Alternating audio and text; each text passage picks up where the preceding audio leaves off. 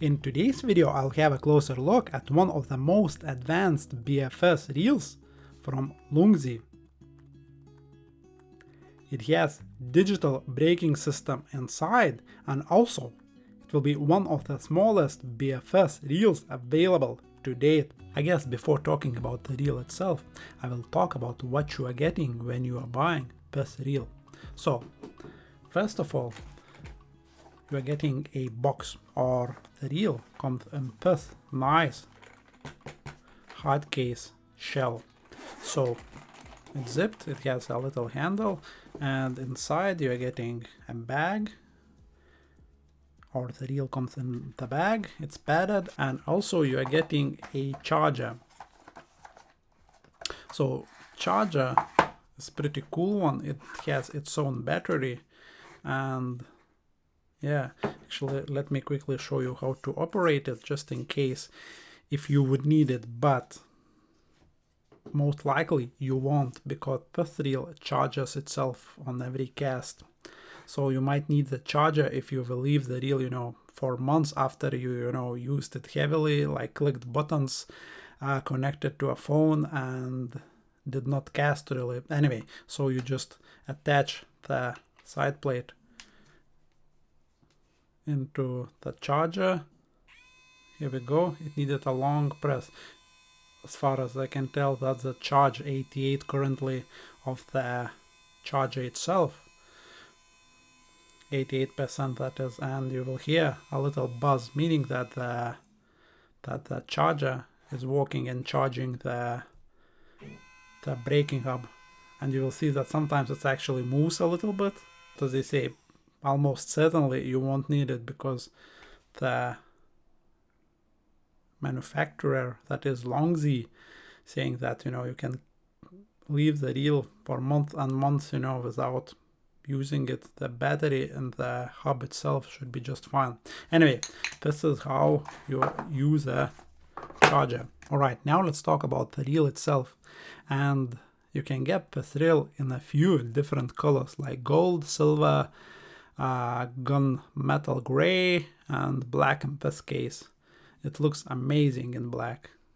All black. Just awesome. Really, really good. I like it. Muted, black, awesome. And see, this reel will be the smallest reel in the world as far as I know. For example, if I would compare this reel to King Kestrel, which is second smallest reel from what I have. So if I would put the Kestrel above the Loongze, you won't be able even to see the Loongze, but it does not work the other way around. See that Kestrel is still sticking out a little bit, like front of it. And if I would put them side by side, you would see that, Kestrel is just way longer reel, but Kestrel is still a little bit kinda lower profile. Before that, you see, I was thinking that those round or barrel reels are just big, clunky, and so on, but then you have to understand that you can't get around when designing a reel and make it very low profile because of the spool. So you won't be able to put the spool below the blank, meaning that the height of the reel will be a limiting factor. And as you can see here, yeah, kind of close when it comes to the height. Yes, Kestrel is a little bit still lower, even though they do have similar size spools. That is 28 millimeters. So if I would put it into numbers, let's quickly measure, right?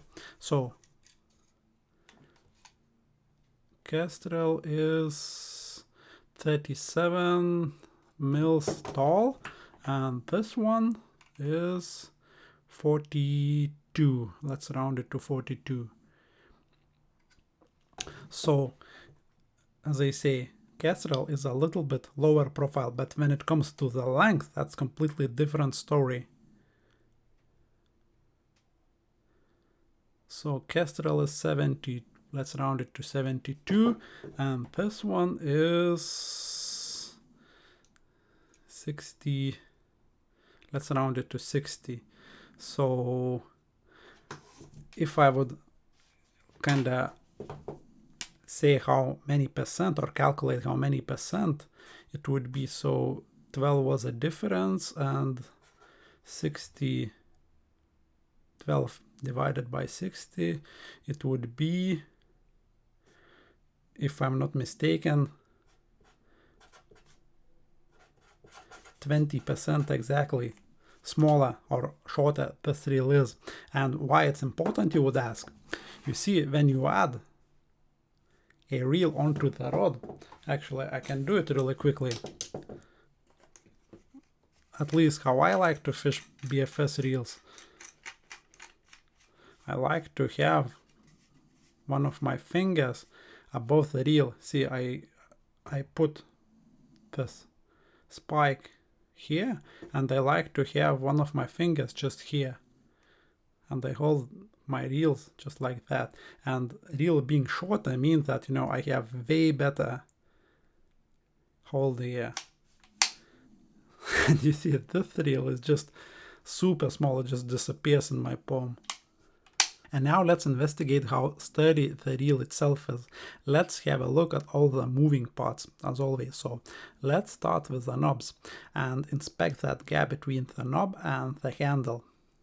So I will start to kind of move it or mess with it a little bit, and just let's look for that freeway or slop. And it is solid. It's not like, maybe there is a little bit, but that's like way above average. Like on any dive I seen or Shimano, it's way worse, way worse. This is solid here, impressive. And let's have a look at the other one.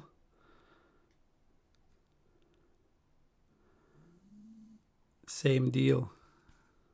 Wow.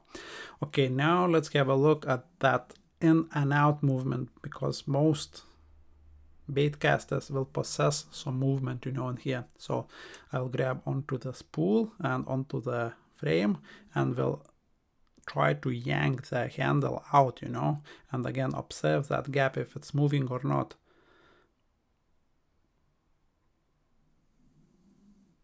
No, it's actually solid. That is impressive. And now let's have a look if this reel has any of rotational wobble, if you will. So I'll grab onto the spool, we'll tighten up, we'll get in a better position, and let's have a look.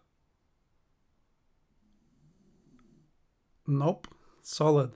That is impressive, guys, I have to admit. So for a tiny reel, this is solid. And now let's have a look at the spool releaser knob. So solid here, like no movement whatsoever. And in this position, same deal, just feels solid. And you will notice how wide it is for a small reel.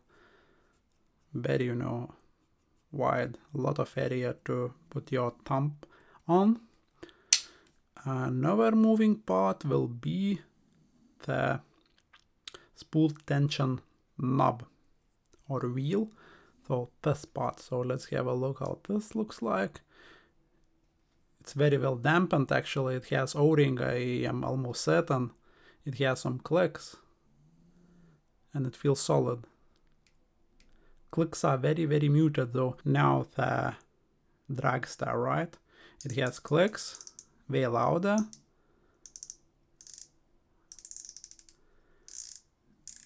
Nicely, you know, implemented. I can feel resistance increasing as I tighten it down. And also you will see how slim profile this dragster is. Very impressive. And then you will see the reel has a drag clicker. Micro clicks, those are. Another moving part with this line guide. So it has kind of O shape, as you can see. I hope you can see. And it's a little bit bigger from this side to help with casting. And also it's kind of cool, you know, how they did it. So since it's not covered by any kind of frame, you know, it has the protective aluminum, I believe, little tube with a kind of cut underneath it. So it still performs as it should, but you know, it's protected. You can grab your, like, just keep your fingers here, and your skin won't get caught in between the line guide and the kind of warm cuts on the pin there. That's very cool. And when it comes to rotation and how it feels like, how the gears are, it's very good. I like it. So it needs very little energy to get the spool going. As you can see, I'm doing it with one finger. So startup energy is very low, which is good. And then when I turn the handle, it just feels like a precision instrument, really. It does not have that kind of buttery feeling as, let's say, 200 to 300 pounds divers would have, but it has kind of different feeling, as it's kind of very sturdy, very tight, very smooth.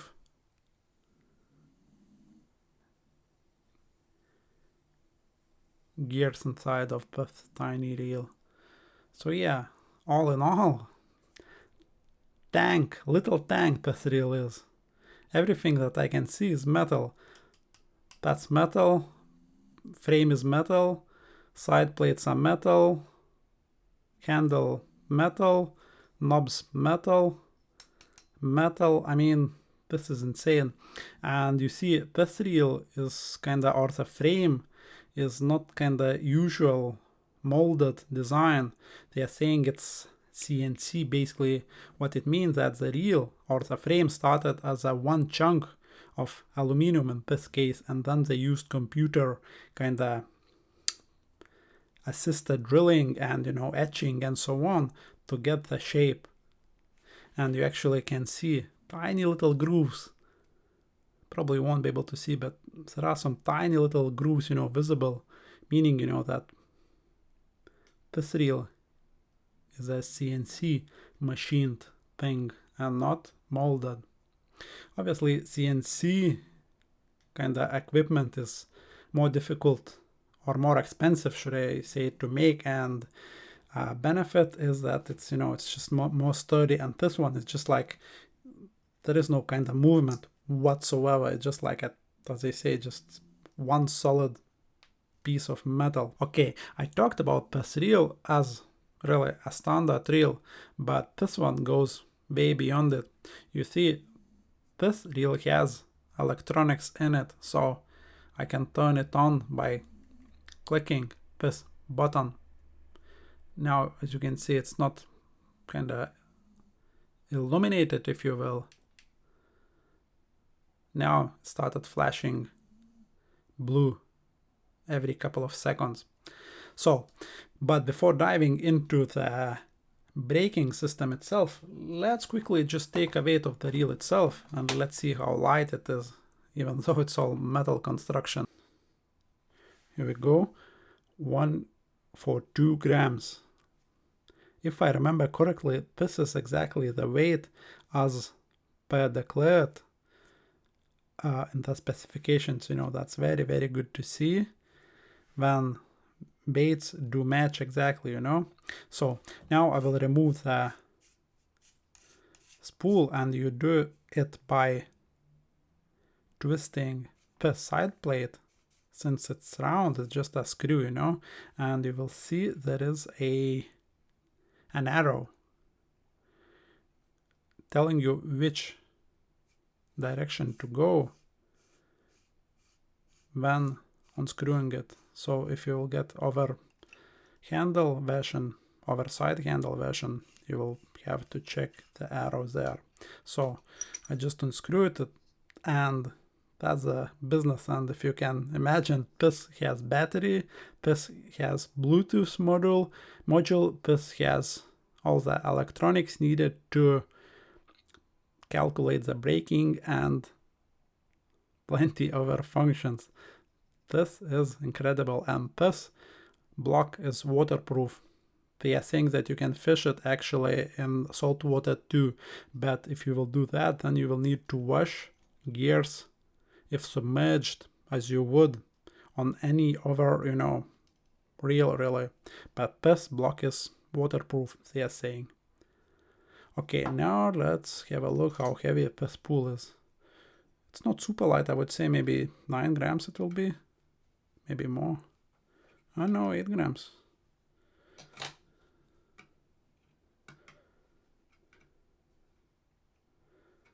Come on. 8 grams exactly.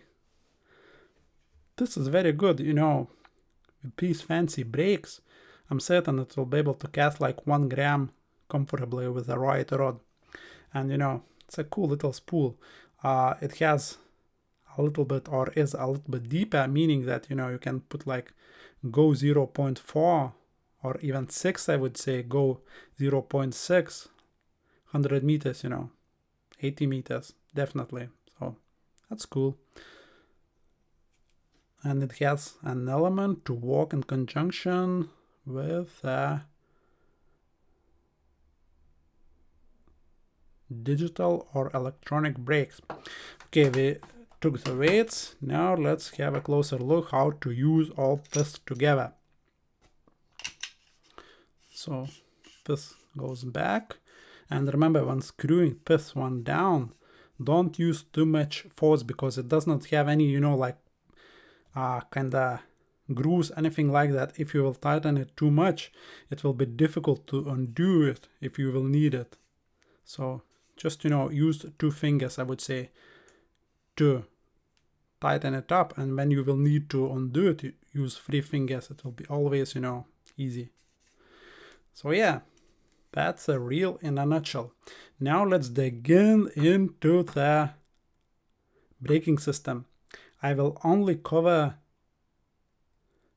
manual braking system. When it comes to this video, I will have a separate video, most likely, where I will cover settings and what you can do when you connect this reel to your phone. Yes, that's right. You can connect this reel to your phone via app and Bluetooth to have even more control. But as I say, that's for another video. So I guess for that, I will grab that instruction.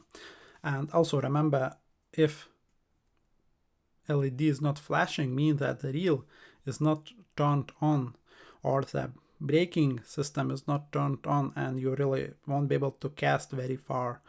And to turn it on, any press long or short will do, and then you will see light as per last setting, I believe, flashing. So now let's have a look at the manual. See, it has kind of 2 sections on this page. This section is kind of how to connect to your phone, this reel, and then you can control it. And as you can see, like by sheer volume of text, you can see that, you know, there are way more settings on the app than it is on manual. But don't be fooled, you can get 80 different settings. I will show you how, just by using 1 single button. So this section, right, I won't read it like as is, I just will show you that it has 5 modes, and within each mode you can have, I believe, 16 settings of braking. So, and how it all works. So now I hope you can see it on camera, it flashes in blue. If I want to change mode, and you will see blue means master mode. Now it goes cyan if I will press and hold this button for 4 seconds. So 1, 2, 3, 4. It changed. See, it's cyan now, or turquoise, just kind of light blue. If I want to go to different mode, that is finesse mode, that is purple. Again, 1, 2, 3, 4. It changed. If I want to go to wind resistance mode. 1, 2, 3, 4. Oh, I double pressed it, so I will come to that a little bit later, but let's go to that wind resistance mode. 1, 2, 3, 4.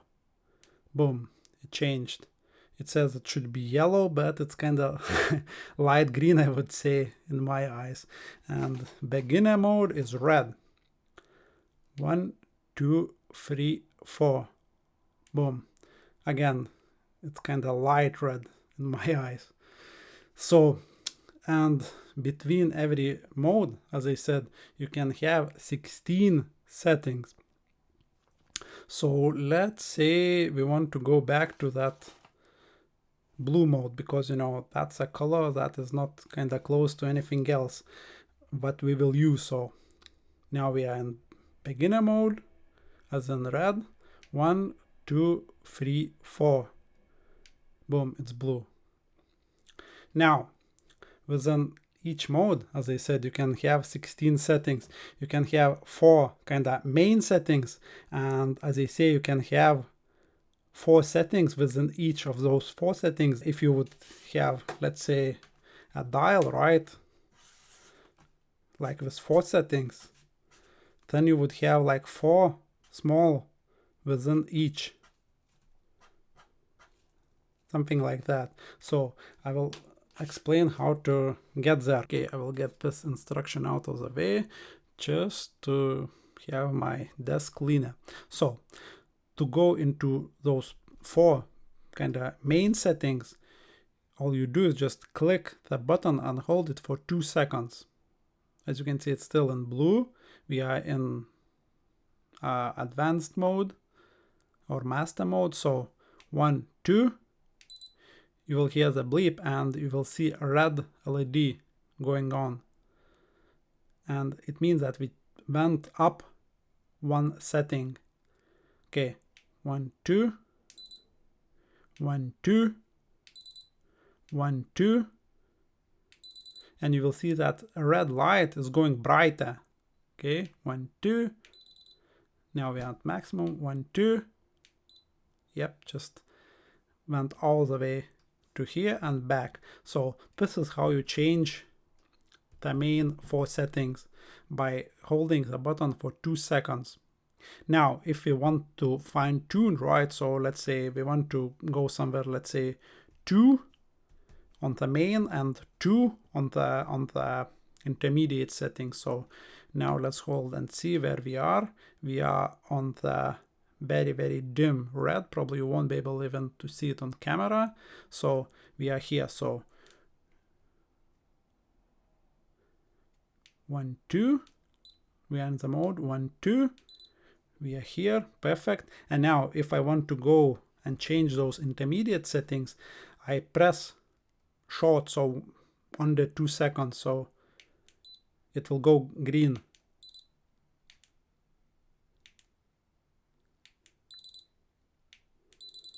And now we are actually on the last setting for that main 2 and 4 on the, or 3 on the, like from 0 to 3 on the intermediate settings. So let's go back to 0. This bright light that I'm filming, probably the lowest settings on the LED, you won't be able to see. I can see them clearly, you know, as I'm looking at them. So yeah, this is how you change the brakes. And I mentioned already, so you have 5 modes, right? Multiplied by 4 of those, as in from 0 to 3, and you multiply by 4, as in from 0 to 3 for those intermediate ones, and you are ending up with 80 settings.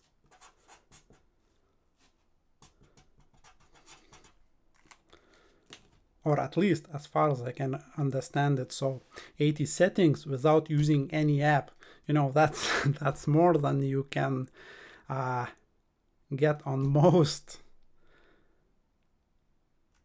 like general BFS reels. That is impressive. and to show you that it really works. So now just observe, I will go back onto just to be here on lowest settings in master mode, right? 2 seconds, 2 seconds, 2 seconds, 2 seconds, and we are back. Now I want to set this intermediate back to 0 as well. It was on 0.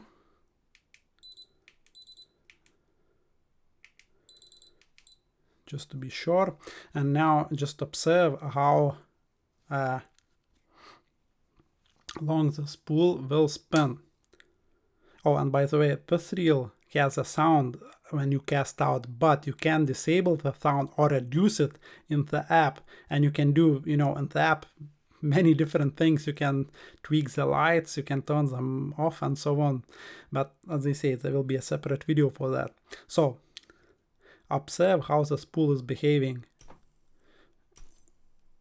And once you will hear that sound, that brakes are kicking in, it will produce like a little bzz, like a bee, would get trapped in the reel. Not too sure you'll be able to pick it up. It's very faint, definitely fainter than on Shimano's. I can't get it.